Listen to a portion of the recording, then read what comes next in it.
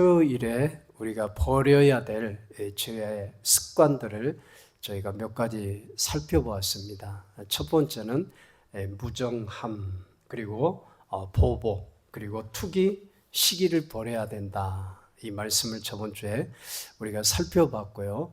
오늘은 지난주에 이어서 우리가 버려야 될 죄의 습관들 또 몇 가지를 살펴보도록 하겠습니다. 첫 번째는 완고함입니다. 옛날 개혁 성경에 보면 강팍함이라고 이렇게 기록이 되어 있습니다. 이 강팍하다, 이 완고하다라고 하는 말은 원어로 보면 완고하다, 고집이 세다, 목이 곧다, 단단하다라고 하는 뜻이 있습니다. 이것은 하나님의 말씀하시는 것을 전혀 고집 듣지 않으려고 하는 성도들의 경색된 그 마음의 상태를 말씀을 하는 것입니다. 하나님 우리에게 성경에 66권의 말씀을 주셨어요. 그런데 말씀 중에 자기가 이해가 되는 부분은 들으려 하고 또 순종하기도 하는데 조금 이해가 안 된 부분은 믿지 않고 또 들으려고 하지 않는 그런 경향의 모습도 있습니다. 예를 들면 우리가 출애굽기에 보면은 홍해 사건을 우리가 알 수가 있는데요. 이 홍해 사건은 하나님께서 이스라엘 백성들을 출애굽시키면서 모세의 지팡이를 통해서 하나님의 능력으로 홍해를 마르게 하신다면 다음에 이스라엘 백성들이 마른 땅같이 건너게 하셨어요. 그러니까 홍해를 마른 땅같이 기적적으로 가르신 그 하나님의 역사가 출애굽기에 기록이 되어 있어요. 그런데 이 말씀을 믿지 않는 그런 분들도 있다고 하는 것입니다. 그러니까 자신의 이 생각이 세상적인 이성의 생각으로 굳어지고 또 경험으로 굳어지고 완고해서 하나님의 기적의 역사를 믿지 못하는 그런 분들도 있다고 하는 것이죠. 자유주의 신학자들도 그런 경향의 교수들도 있습니다. 물론 그 수가 그렇게 많지는 않지만 더러 그런 분들이 있어요.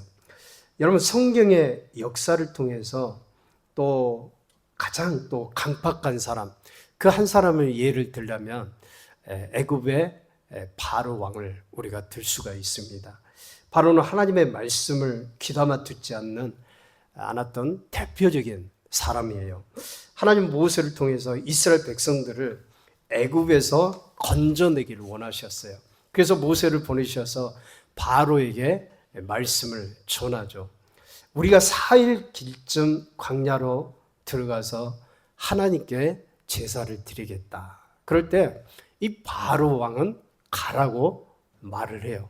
그런데 조금 있다가 가지 말라고 말을 합니다. 이건 마음의 완고함, 마음의 강팍함, 하나님의 말씀을 들었음에도 불구하고 그 말씀에 순종하지 않고 자기의 강팍한 마음이 하나님의 말씀보다 더 앞선 것입니다.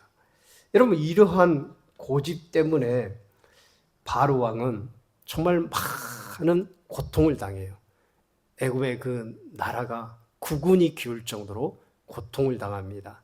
하숫가에 피를 쳐서 그 재앙을 일으키는 것부터 시작해가지고 장자의 죽음까지 하나님께서 그 재앙들을 일으켜서 순종하게 바로 하나님의 명령을 순종하게 말씀을 하시는데도 그럼에도 불구하고 바로가 거기서 그 강팍함을 완고한 고집을 내려놨던 게 아니에요. 이스라엘 백성들을 이제 장자의 죽음으로 다 내보내게 돼요. 그런데 이스라엘 백성들 그 노동력이 한 국가 그 번성했던 그 많은 200만 이상이 되는 그 노동력을 얼마든지 사용할 수 있는 이 경제적인 효과가 있는데 그들을 내보내는 순간 또 마음에 안타까운 마음, 안까운 마음이 드는 거예요. 그래서 강팍한 마음을 들고 또 완고한 마음이 들어서 병사를 몰아서 홍해에 들어가게 됩니다. 그때 어떻게 됐습니까? 이스라엘 백성들은 다 건넜지만 하나님이 이 바로의 군대를 이 물에 다 수장을 시켜버려요. 이 애굽의 그 국군이 그때부터 기울게 되었어요.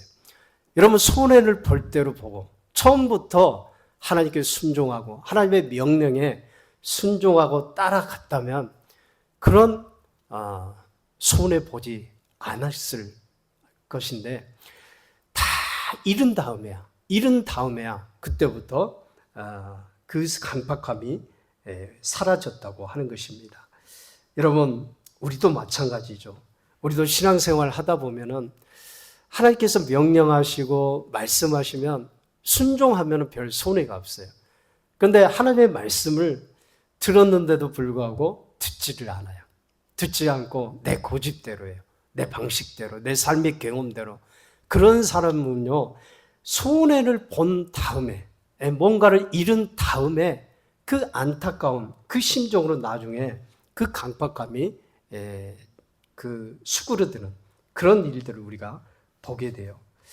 여러분, 우리는 제자라고 우리가 말을 하잖아요. 제자는 마데테스라고 하죠. 제자는 어떤 사람입니까? 주님을 따라서 사는 자를 말씀하는 겁니다. 주님을 따라 그대로 순종하면서 말씀을 따라 행하는 자를 제자라고 말을 해요. 여러분, 주님을 따라가는 자의 그 모습이 어떤 모습입니까? 주님을 따라 사는 자는요, 내 의지가 중심이 되어서 사는 사람을 말씀하지 않아요. 내 의지를 말씀 앞에 꺾고 하나님 말씀에 순종해서 따르는 자를 바로 하나님의 참 제자다, 주님의 참 제자다, 이렇게 말씀을 하는 겁니다.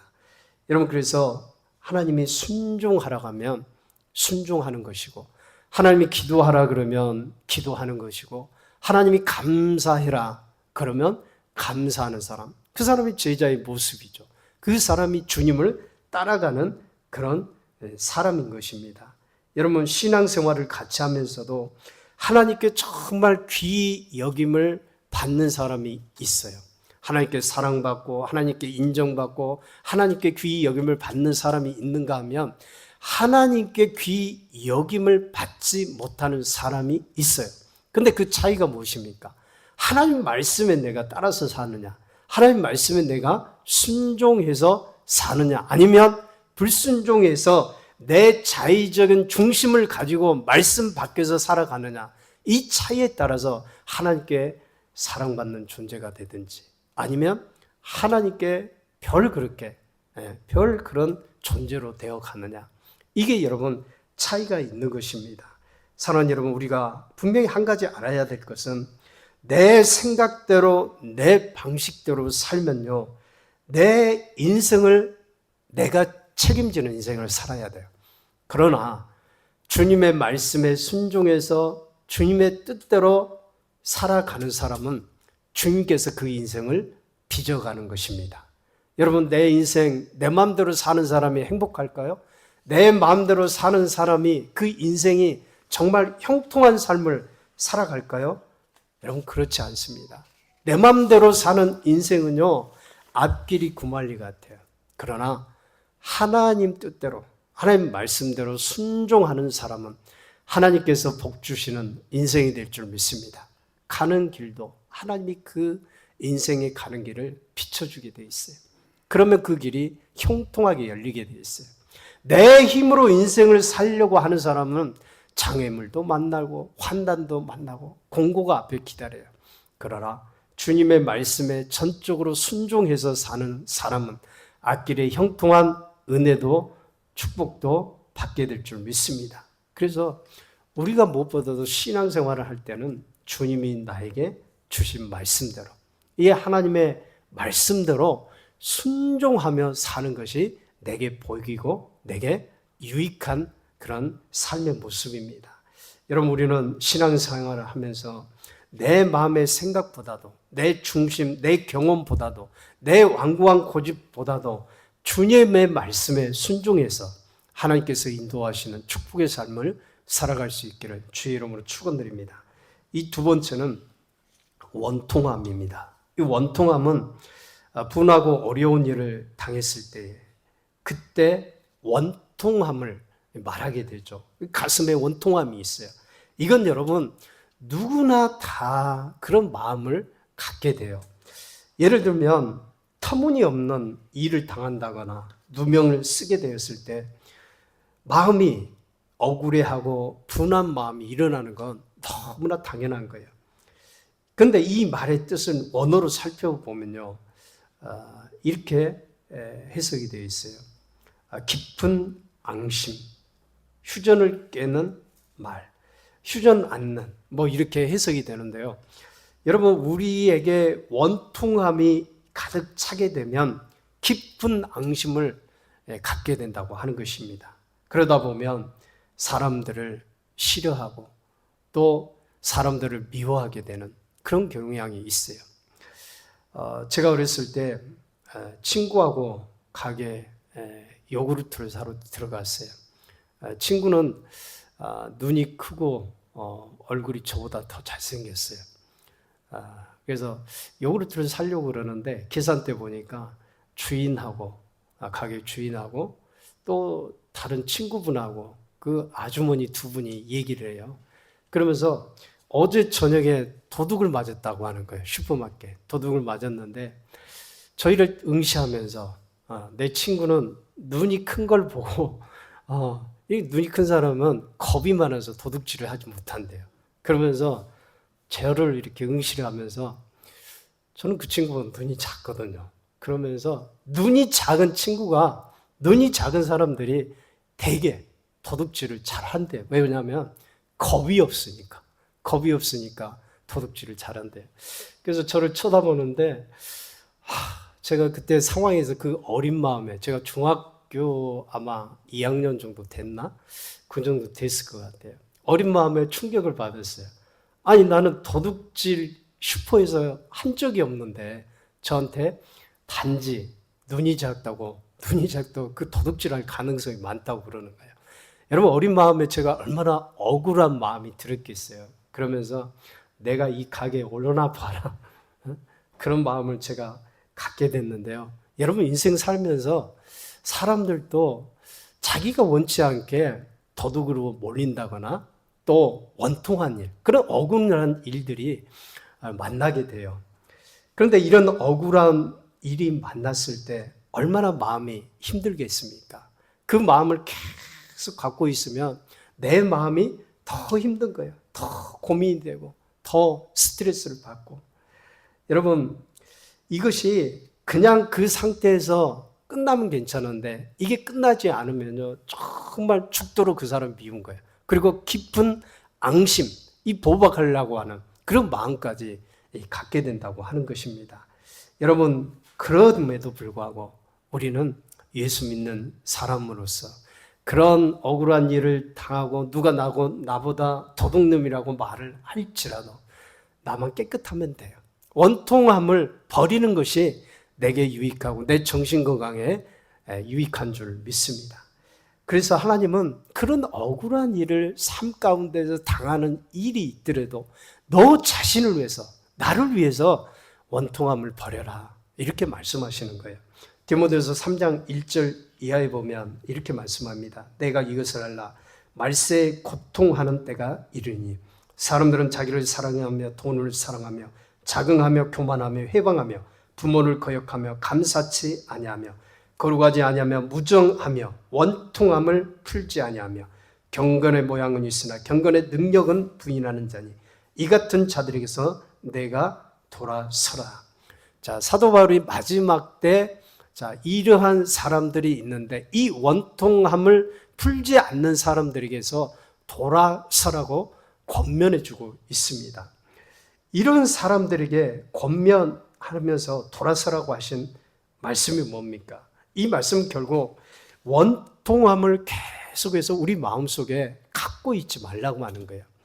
여러분 세상 살면서 정말 죽도록 그 원통함을 갖고 원수 갖고자 하는 그런 마음이 내게 왜 웃겠어요? 그런 일들을 만날 수가 있죠. 그 일이 크면 클수록 억울한 일이 크면 클수록 더 원통함이 있고 더 안갚음을 하고픈 그런 생각이 다 있는 거예요. 그런데 하나님은 그 원통함을 있을 수 있지만, 원통함이 있을 수 있지만 내 마음에서 풀어내라고 하는 거예요. 그게 내 정신 건강에도 좋고 내 영혼에, 내 육체에도 건강하게 된다고 하는 것입니다. 여러분, 우리가 원통한 그런 일을 맞았을 때, 그 일이 내게 나타났을 때 그걸 해결하는 방법이 있어요. 우리 예수님 보세요. 예수님은 십자가를 지실 때 얼마나 많은 사람들이 조롱하고 얼마나 비난하고 같은 욕을 그걸 다 들으셨어요. 그럼에도 불구하고 하나님께 기도했어요. 겟세마네 동산에서도 아버지요, 나의 원대로 마옵시고 아버지의 원대로 되길 원하나이다. 예수님도 그 억울하고 그 마음에 사람들로부터 네가 정말 굳세주냐 그러면은 십자가에서 내려오라. 여러분, 하나님의 입장에서 참 가소로운 얘기 아니에요? 그럼에도 불구하고 주님은요, 그런 거 개의치 않고 그들의 죄까지 용서해 주셨던 분이에요. 그러면서 주님은 오직 하늘을 향해서 아버지만 보고 기도를 하셨어요. 여러분, 혹 살다 보면 정말 내 안에 원통할 일들, 억울한 일들, 그런 일들이 없을 수는 없어요. 그러나 있겠지만 그럼에도 불구하고 우리가 하나님께 나아가서 하나님께 기도하면 하나님이 우리의 마음을 풀어주실 줄 믿습니다. 그게 믿음의 사람이에요. 믿지 않는 사람은 주먹 가지고 해결을 하려고 하고 힘 가지고 해결을 하려고 그래요. 그런데 우리 믿는 사람은 우리의 대장 대신 예수님이 계셔요. 그분께 기도하면 그분이 우리를 풀어주실 줄 믿습니다. 모든 원통한 일들을 다 풀어주신 분이 주님이세요. 다윗이 사울로부터 쫓김을 받아서 10여 년 동안 그 광야 생활을 했어요. 그런데 하나님이 그 원통함을 다 들으셨어요. 신음하면서 기도하면서 나의 모든 그 사정을 하나님께 토설하면서 하나님께 기도할 때 그 다윗의 모든 기도를 들어주시고 이스라엘의 왕으로 세워주신 걸 여러분 믿으시기 바랍니다.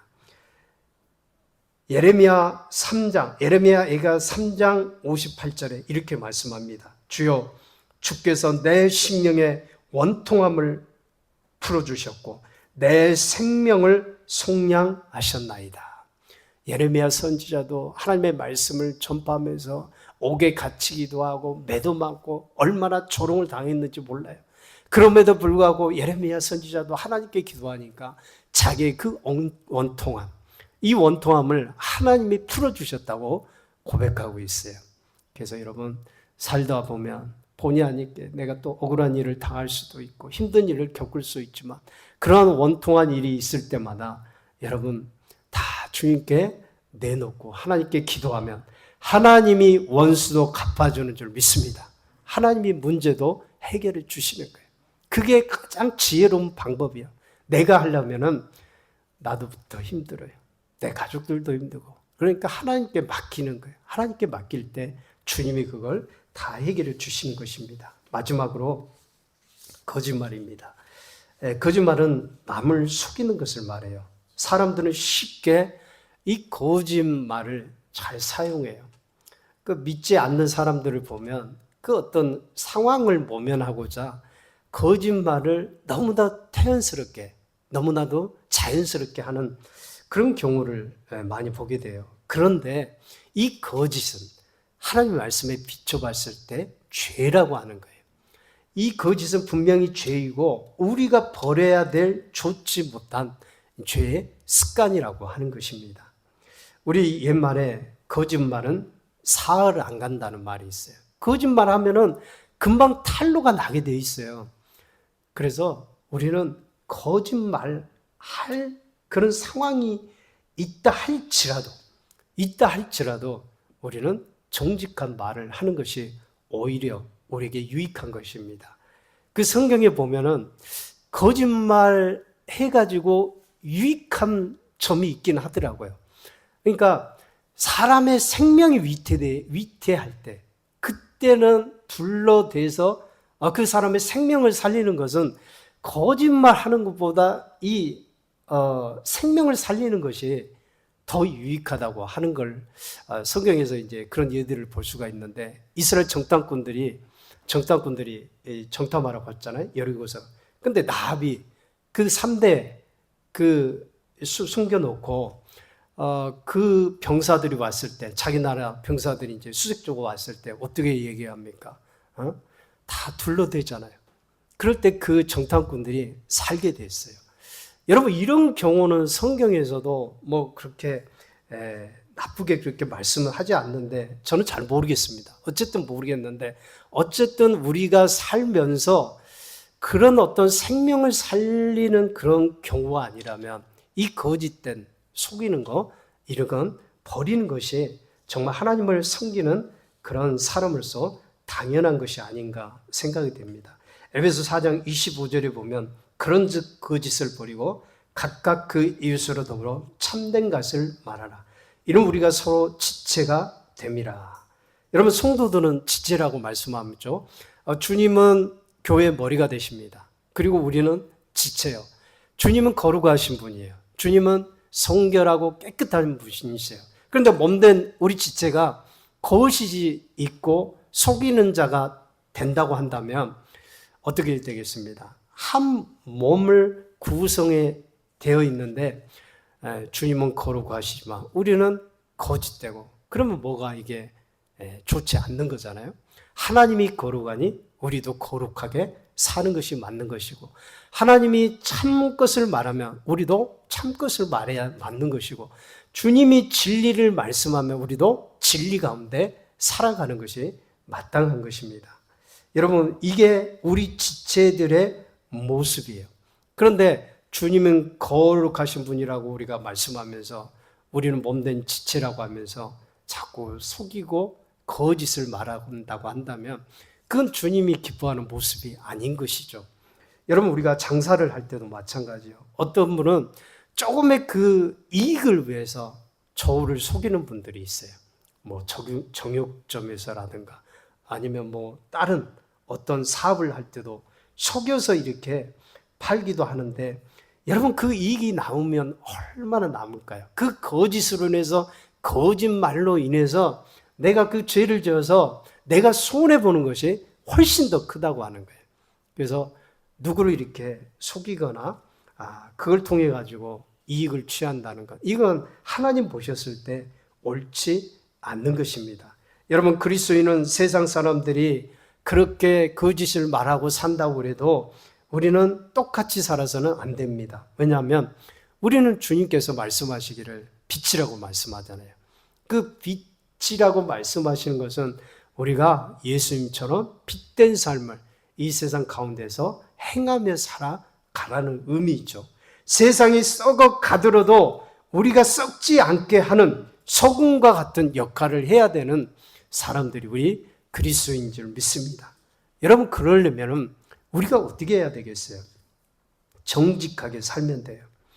우리나라에서는 정직하면 뭐 손해 본다고 그러는데, 정말 하나님의 말씀대로 살게 되면, 그분 말씀대로 정직하게 살게 되면 하나님이 그 모습을 보고 그 인생을 책임져 주실 줄 믿습니다. 정직하면 왜 손해봐요? 하나님 말씀이 정직하면 복을 받는다고 그랬는데 그건 맞지 않는 거죠. 우리가 하나님의 그 정직을 배우고 하나님 말씀대로 우리가 정직하고 깨끗하게 살면 하나님이 인정하시고 하나님이 축복하시면 내가 복을 받는 거예요. 세상 사람들이 그 복을 막을 수가 있겠어요? 하나님이 하늘에서부터 부어주는 복인데, 여러분, 우리가 정직하면 이와 같은 은혜와 복을 받게 되는 겁니다. 그래서 욥기서 8장 6절에 이렇게 말씀합니다. 또 청결하고 정직하면 반드시 너를 돌보시고 내 의로운 처소를 평안하게 하실 것이라. 분명히 말씀하시잖아요. 정직하면 반드시 너를 돌보신다. 내 의로운 처소를 평안하게 하실 것이다. 이런 놀라운 축복도 우리가 받게 되는 거예요. 어떤 임금이 신하들 중에서 자기 딸하고 결혼시키기 위해서 신하들에게 한 가지 미션을 내렸어요. 그 뭐냐면은 그 꽃씨를 이렇게 나눠줬는데 그 꽃씨가 살아있는 꽃씨가 아니고 삶은, 말하자면 생명 없는 죽은 꽃씨를 나눠주면서 화분에다가 잘 키워서 꽃을 피워서 가져오라고 그랬어요. 그래서 신하들이 이제 임금으로부터 그 꽃씨를 받고 가서 화분에다 이제 씨를 심어 갖고 키웁니다. 여러분, 그 화분에서 꽃이 자랄 수 있겠어요? 씨가 이미 죽었는데. 근데 조금 신하들이 딸과 임금 딸, 그러니까 왕의 딸하고 결혼하고 싶은 나머지 다른 씨를 거기다 심어가지고 꽃을 이렇게 피워갖고 아름답게 꽃을 만들라고 화분을 가지고 임금에게 왔어요. 근데 어떤 신하는 그냥 죽은 그대로, 화분 그대로 아무것도 없는 그 화분 그 자체를 그냥 이렇게 임금 옆에 들고 나갔어요. 그랬더니 임금이 하신 말이, 그 꽃을 아름답게 피워왔던 그 신하들에게는 임금이 책망을 했어요. 꾸중을 했습니다. 왜 죽은 씨앗에서 이렇게 아름다운 꽃이 피었냐? 그러면서 꾸중을 했는데, 이 아무것도 없는 그 신하에게는 칭찬을 하면서 자기 사위를 삼았다고 하는 거예요. 그래서 벼슬자리도 내려주고 정말 사랑해 줬다고 하는 그런 얘기를 제가 보았어요. 여러분, 그렇습니다. 여러분, 정직하면은요 반드시 잘 되고 복을 받아요. 이 신하처럼 정말 정직해서 살게 되면 하나님으로부터 은혜도 받고 축복을 받게 돼 있어요. 왜냐하면 하나님의 말씀은 진실하잖아요. 하나님의 말씀은 참이잖아요. 인간은 거짓되고 부패하지만 하나님의 말씀은 진실됩니다. 그 진실된 말씀을 따라 정직하게 살면 하나님이 그 진실된 말씀의 순종함을 보고 하나님이 그 사람에게 복을 주시는 것입니다. 여러분, 우리가 하나님과의 그 관계도 마찬가지예요. 정직하면 하나님이 복을 주셔요. 이사야 33장 15절 이하에 보면 오직 의롭게 행하는 자, 정직히 말하는 자, 토색한 재물을 가증히 여기는 자, 손을 흔들어 뇌물을 받지 아니하는 자, 귀를 막아 피 흘리려는 꾀를 듣지 아니하는 자, 눈을 감아 악을 보지 아니하는 자, 그런 높은 곳에 거하리니 견고한 바위가 그 보장이 되며 그 양식은 공급되고 그 물은 끊지지 아니하리라 하셨느니라. 사랑하는 여러분, 정직한 자가 복을 받는다, 이렇게 말씀을 하고 있습니다. 그래서 여러분, 우리가 사는 동안에 항상 어떤 이익 앞에서, 어떤 상황 앞에서 내가 좀 불리한 그런 상황일지라도 정직하게 하나님의 말씀대로 살면 하나님께서 우리 인생을 빚어가시고 축복받는 그런 삶으로 인도하실 줄 믿습니다. 골로새 3장 9절 이하에 보면 너희가 서로 거짓말을 말라. 옛사람과 그 행위를 벗어버리고 새 사람을 입었으니 이는 자기를 창조하신 자의 형상을 쫓아 지시기까지 새롭게 하심을 받는 자니라. 우리가 창조하신 자의 형성을 쫓아서 지시기까지 새롭게 된 사람이라고 말씀합니다. 그런 자가 어떻게 거짓말하고 남을 속일 수가 있겠어요? 사랑하는 여러분, 우리는 예습관을 버려서 거룩하신 주님을 닮아갈 때 그 주님이 우리의 삶에 복을 주시고 기름진 복으로 축복하실 줄 믿습니다. 날마다 그 주님을 인정하고 감사하면서 살 때 하나님께서 우리의 모든 길 가운데 함께 하시고 축복하시는 놀라운 은혜를 우리에게 부어주실 줄 믿습니다. 이 시간 함께 기도하길 원합니다. 하나님,